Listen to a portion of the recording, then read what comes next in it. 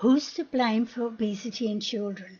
It's hard to believe, but in just 40 years, the famous pyramid diet has been unmasked, discredited and buried, in my recollection, at least 4 times.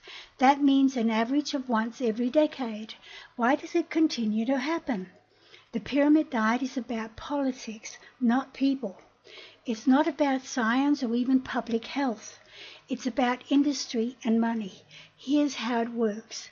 Once a decade, grain producers and diet and snack food manufacturers roll out a campaign to promote their products.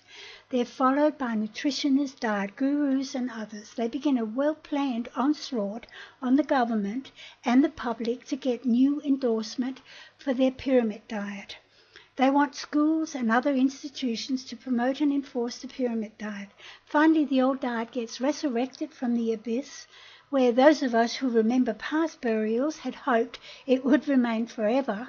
The pyramid diet is dusted off and updated. The old glossy poster is dragged out and reprinted, and the pyramid diet is relaunched.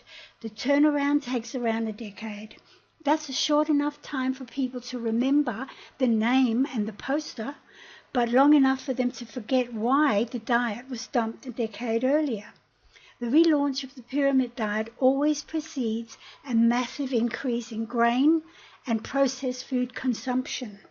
What is less obvious and rarely reported is a new surge of obesity statistics and type 2 diabetes. To that we can add an increase of heart disease, colon and bowel cancers. But this is not about ours or our children's health. It's about money and support for industry. A relaunch of the pyramid diet doesn't last for long. The old evidence begins to resurface. Everyone has had their feast and bad press is closing in.